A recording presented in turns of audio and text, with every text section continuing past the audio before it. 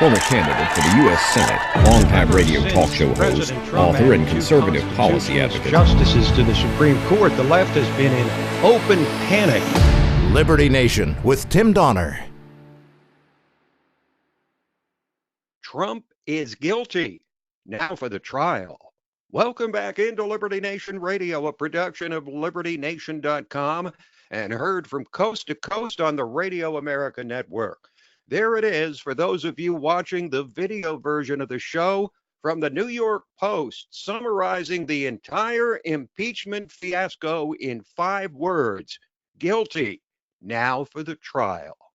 We'll play back the most revealing moments from this week's Democratic impeachment theater on Capitol Hill, and we'll be joined by LibertyNation.com's sharp-edged political columnist Joe Schaeffer to discuss whether impeachment is helping or hurting the prospects for Trump and the Democrats, and how this impeachment fixation has affected the enormous field of presidential candidates, which incredibly just got larger. Plus, we'll bring on LibertyNation.com legal affairs editor Scott Cosenza to discuss threats and promising developments regarding your individual liberty. Say what? Say what? Say what? One more time. We commence the proceedings with our signature segment, Say What? As we roll out a virtual assembly line of wacky, astonishing, damnable, and ultimately revealing things uttered by politicians and the chattering class. If you had to pick 2 words or 1 phrase to summarize the commencement of the official impeachment inquiry, which moved from a secret room in the Capitol to the House chamber this week, and this would also neatly summarize the entire Trump presidency, that phrase would be irregular channel.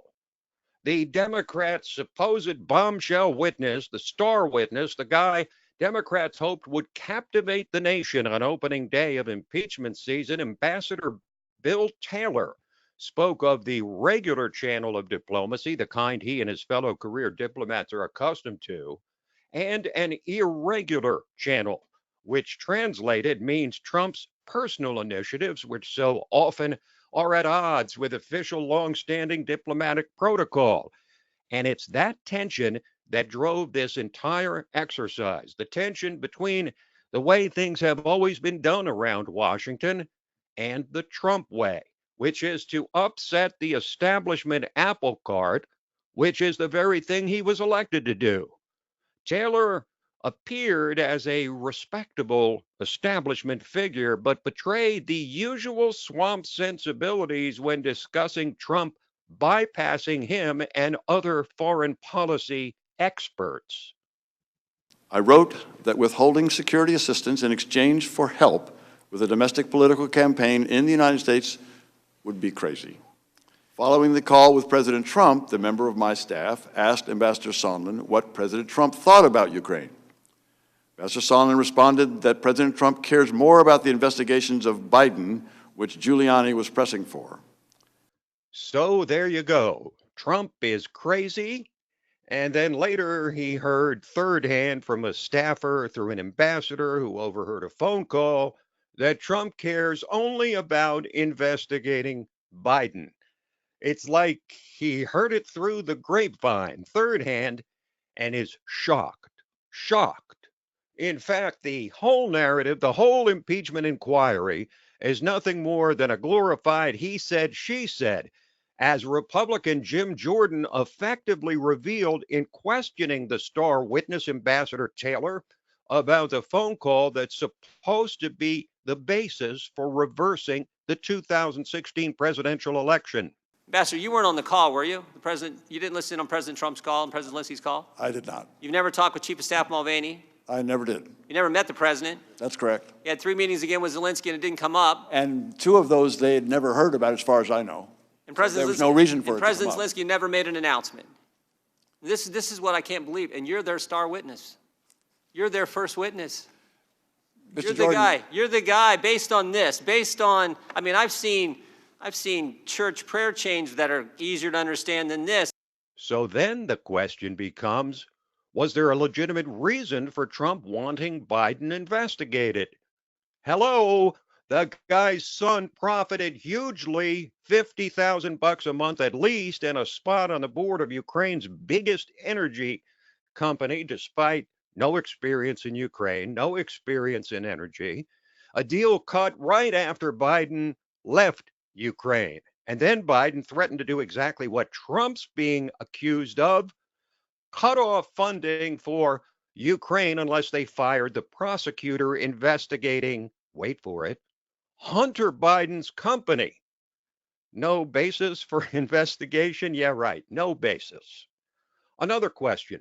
How do you impeach a president for something he might have done but didn't?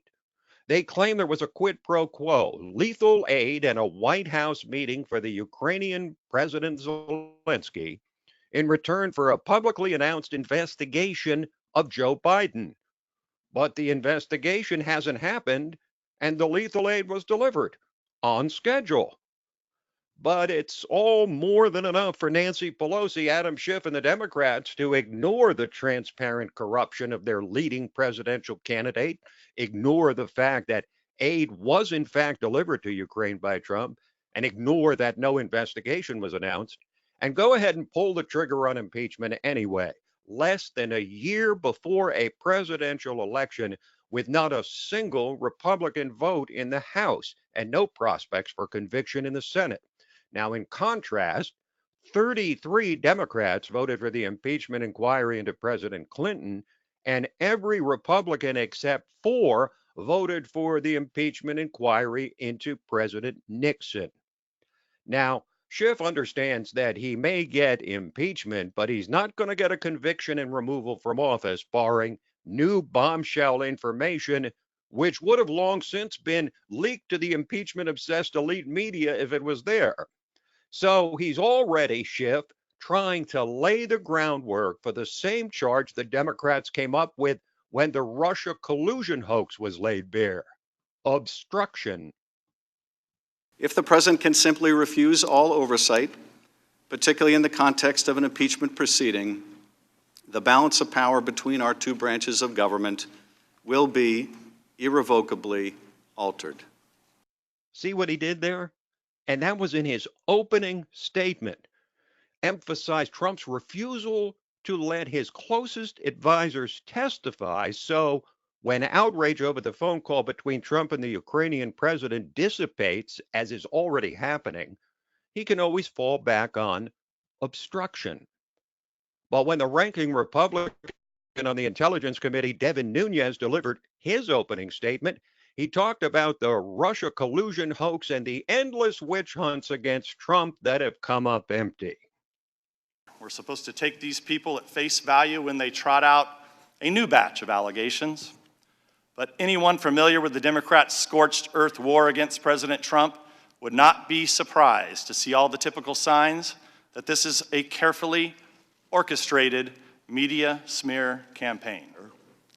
The lawyer for the alleged whistleblower, and everyone in D.C. knows who he is, but pretends that they don't, including Adam Schiff, who specifically denied knowing who the whistleblower is, even though he contacted Schiff's staff first with his complaint.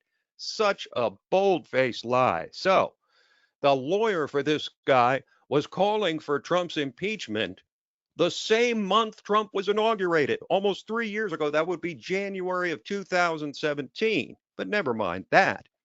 Here's a question no one seems to be asking. Democrats still claim to this day that Trump is an agent of Russia and Vladimir Putin.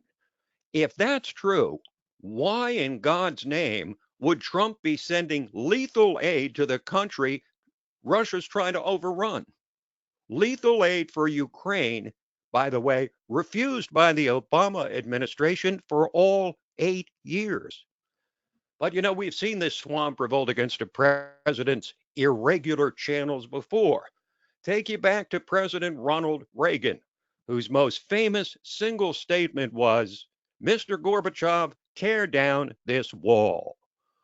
The State Department tried repeatedly to remove those words from Reagan's statement at the Brandenburg Gate in Berlin, but he persisted, and the wall came down 2 years later.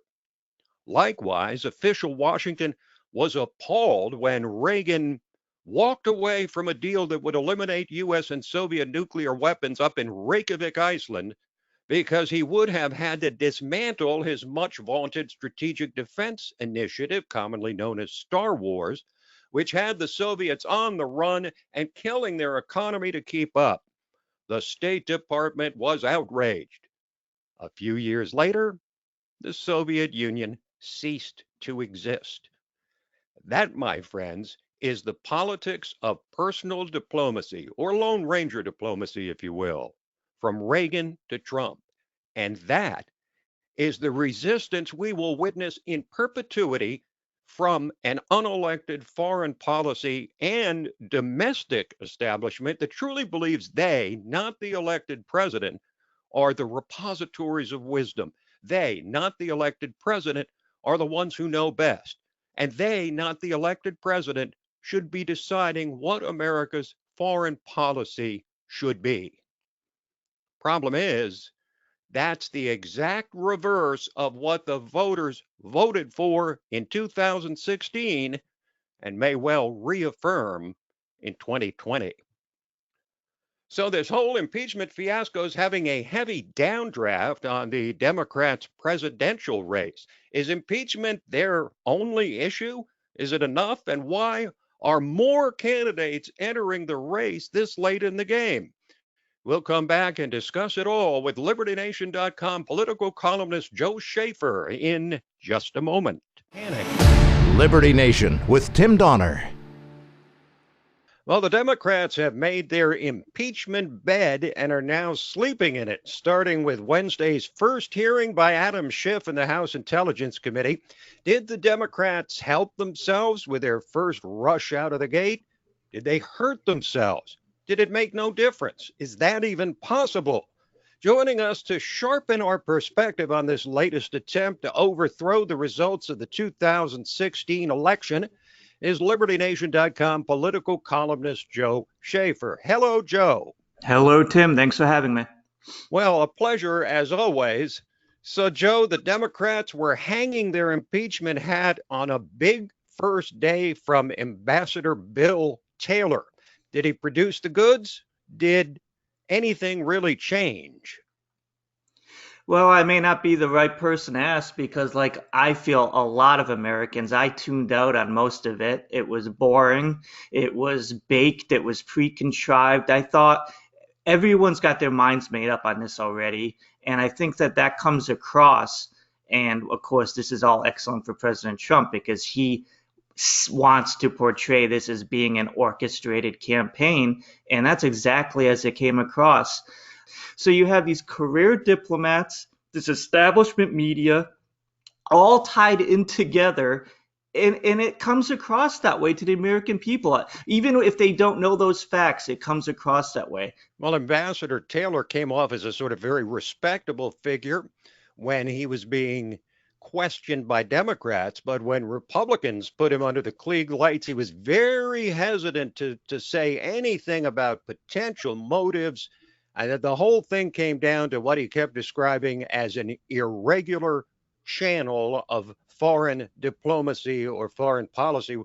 And why exactly is that a crime? Especially since 60 million Americans voted for Donald Trump because they want change. They want something different. They want irregular. So, these are career diplomats who disagree with this president's policies. And they think that they are a government within the government and that for some reason they get to make a judgment call on this. You serve at the privilege of the president. It's his policies that he's in the White House to enact, not theirs.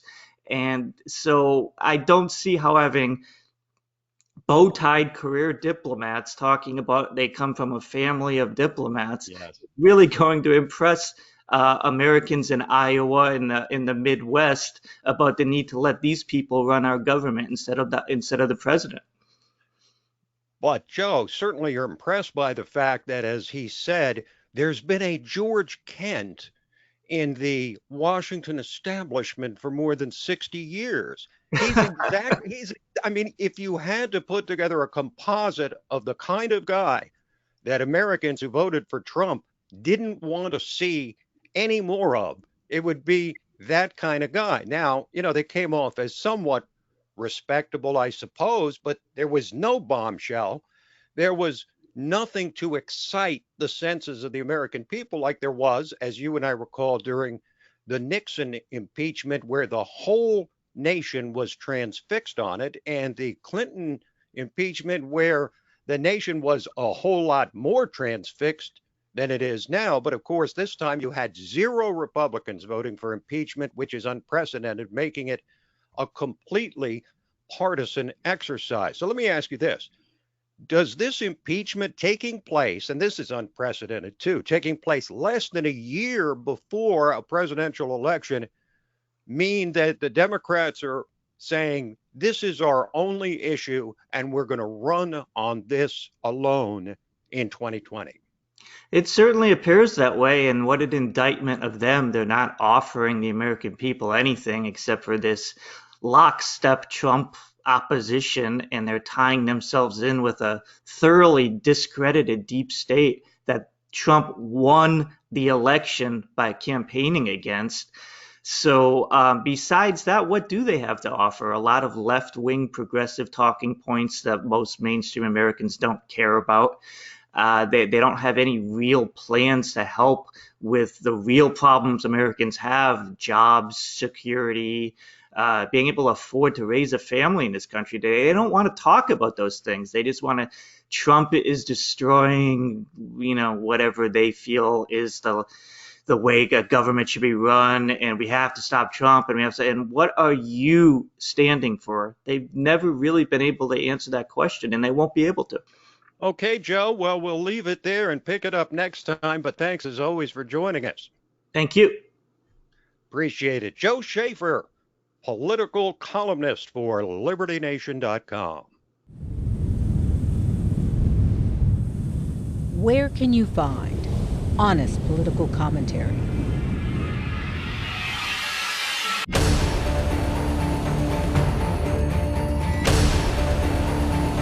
With sobering analysis.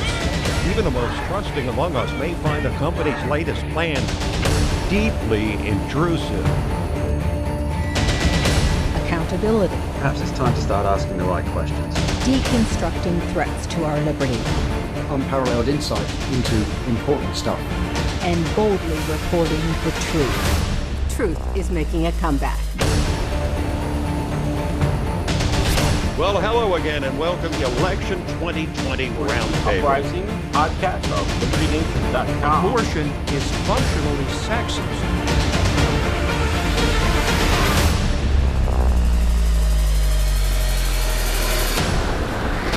From my cold, dead hand. Subscribe to LibertyNation.com YouTube channel, where facts matter.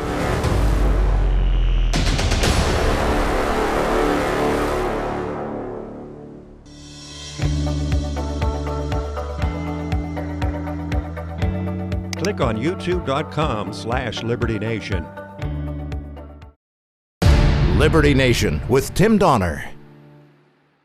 So we discussed with Joe Schaeffer in the last segment the state of play in the Democrats' presidential race.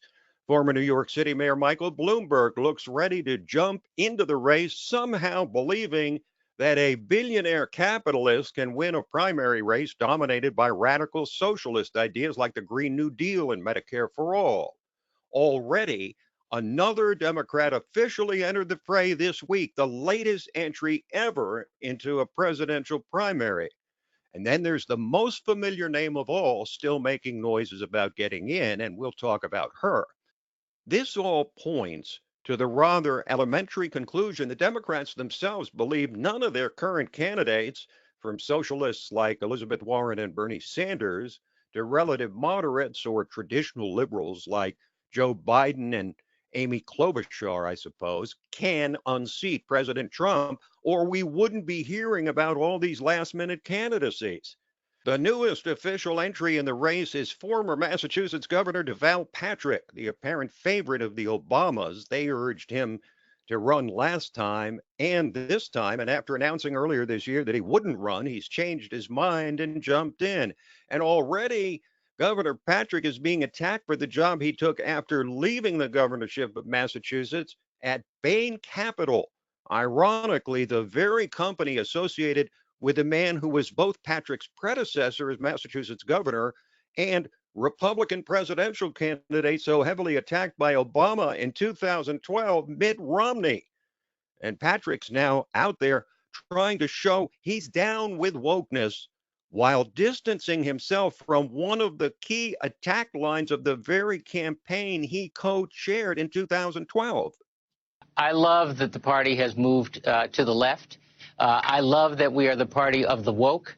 I believe that we also have to be the party of the still waking. Yes, I work at the place that was demonized in the 2012 presidential election. And by I your remember party, it because by your side. Because I'm about to tell you, you may remember I was co-chair of that campaign. And I didn't buy into it then, and I still don't.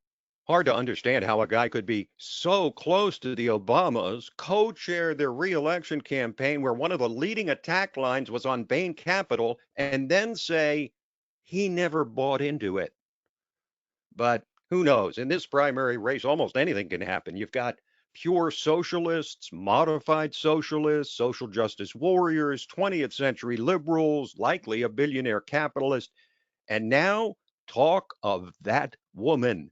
Again, Hillary Clinton, who went on BBC this week and sounded ready to give it another go. As I say, never say never. And I will certainly tell you, I'm under enormous pressure from many, many, many people to think about it. Many people want a replay of 2016. Really? Hey, sounds about as plausible, I guess, as any of these other candidates. But before they nominate anyone, maybe the Democrats ought to decide who they are and what they want to be. Socialists, liberals, capitalists, social justice warriors, doves, war hawks, which seems to be their latest iteration. Meanwhile, forgetting even the radical left-wing resistance to President Trump, if you want to get an idea of what President Trump has been dealing with inside his own administration, consider what's written in a new book released by Trump's former UN ambassador, Nikki Haley. She says that Trump's former chief of staff, John Kelly, and Secretary of State Rex Tillerson actively undermined Trump under the guise of saving the country and tried to recruit her to go along. A most inflammatory charge, to which Tillerson replied that he did nothing to undermine Trump. Haley responded on Fox News. I mean, that's so Rex. You know, it's typical, and I'm not going to fight over it. If you notice, both he and Kelly, neither one of them denied sitting me down and saying that.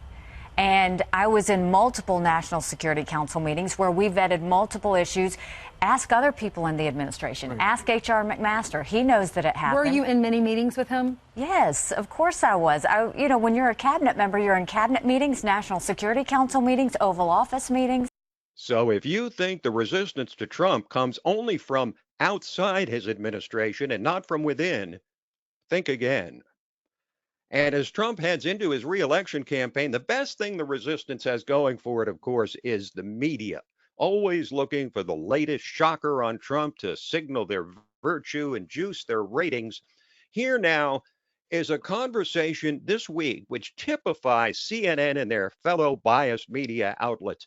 It's between Wolf Blitzer, once lampooned somewhere on TV as Wolfgang Blitzkrieg, and presidential advisor and whipping girl for the media hordes, Kellyanne Conway, on the matter of anti-Trump statements by Kellyanne's husband, George Conway, on CNN's competitor, MSNBC.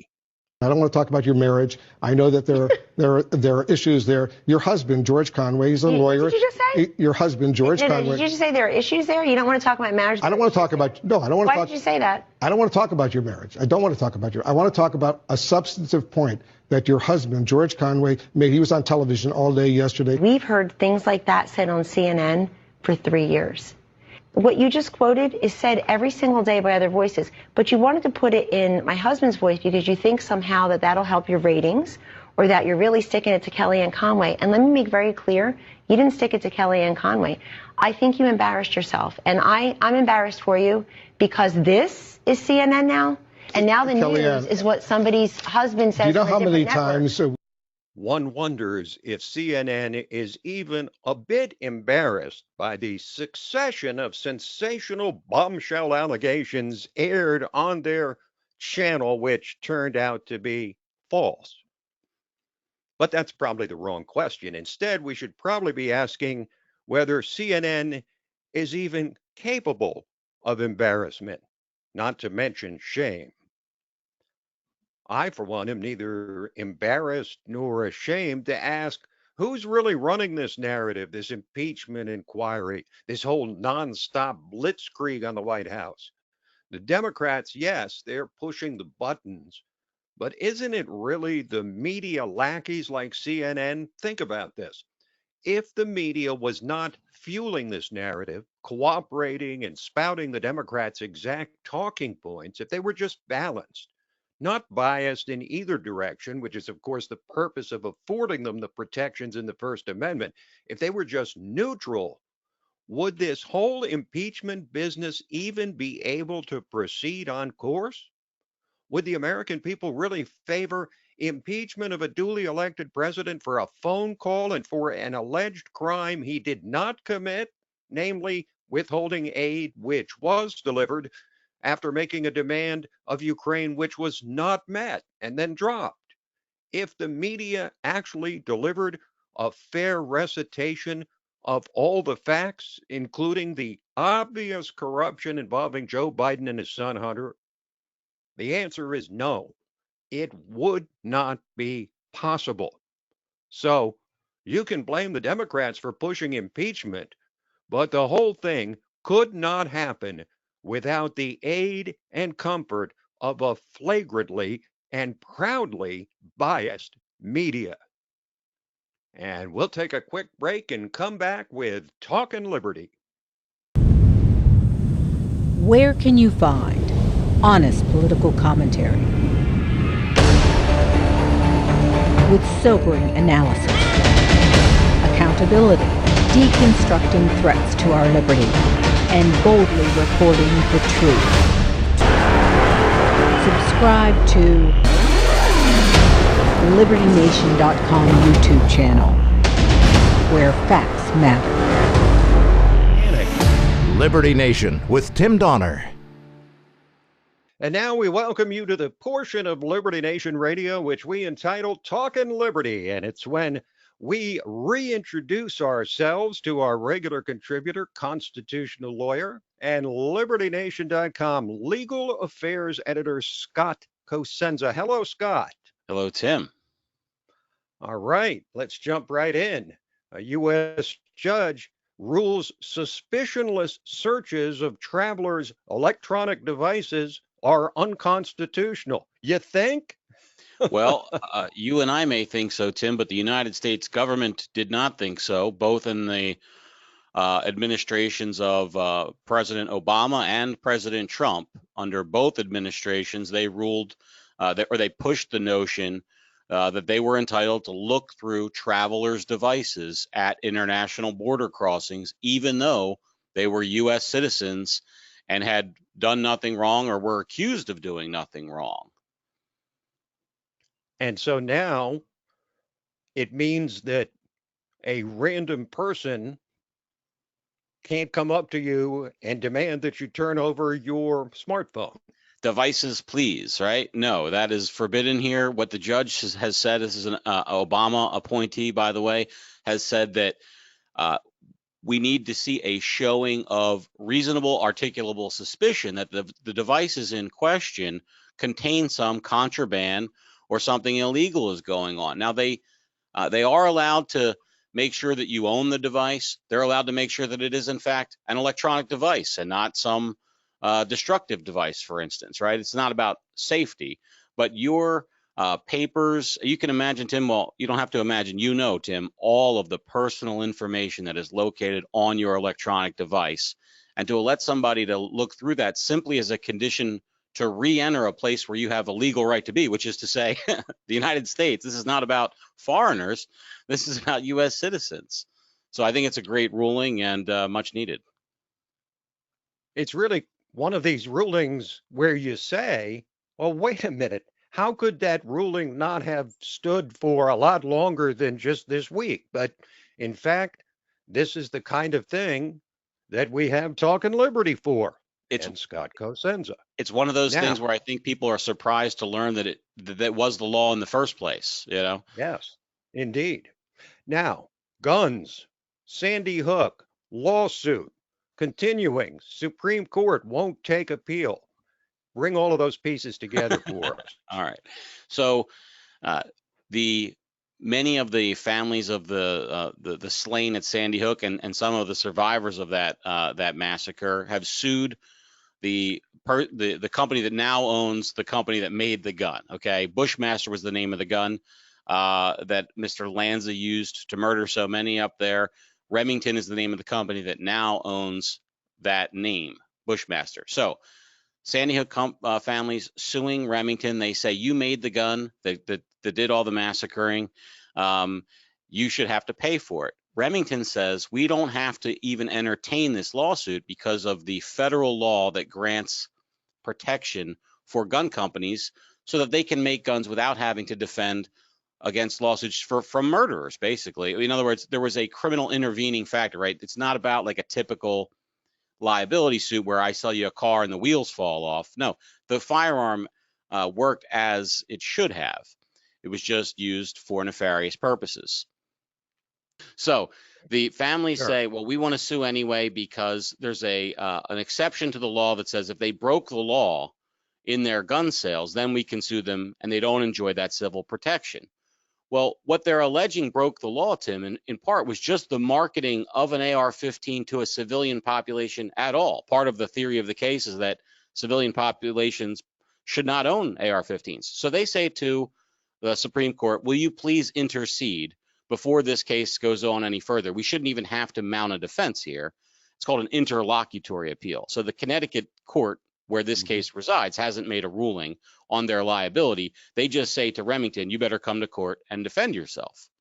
Well, the Supreme Court says we're not going to weigh in at this point. We've denied your cert petition. We're going to let it play out in the Connecticut Supreme Court. So I suspect, Tim, we're going to see it again. We're going to have to wait until Connecticut rules on it one way or another, and it'll come back through. And of course, there's so much at stake because if gun manufacturers can be sued for the actions of somebody that owns one of their weapons, then all bets are off. And gun manufacturers, I think you just project out a couple of years and they'll all be thrown right out of business. This will, if allowed to stand, completely decimate and eliminate commercial gun sales in the United States. There will be some very boutique manufacturers, to be sure, but any of the workaday gun sellers, they'll be out of business. Toot sweet. No question. And it won't take long either, because the number of lawsuits that will come down on any of these companies that are ultimately found liable at the level of the Supreme Court, you can expect them to start going into Chapter 11 or 13 or whatever almost immediately. Now let's move to the subject of George Soros, who spent an awful lot of money spreading money around during the last election and now several elections, and his investments are paying huge dividends, as you wrote about on Liberty Nation this week. Well, Tim, we talked about before the elections that there weren't many, nationally focused elections this November, but there were a lot of prosecutor elections. We talked about Northern Virginia, Tim. All four of the big county population-wise in Northern Virginia are now seen to by Soros prosecutors. So his dividends did pay off. The money he spent on these races The population numbers are about the same as Houston, Texas, for instance, in terms of the metro area, to give you a sense of it. And we're going to see now a major change in the way so many people are, how the criminal justice system deals with them.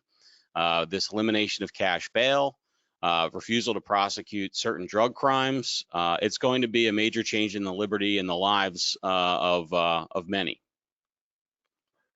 And he will keep it coming too. And the relevant point to make too is that his investments in terms of local communities and races that go down as far as the prosecutor or sheriff level is far greater than any conservative organization or funding source, so that he's getting a huge grassroots advantage.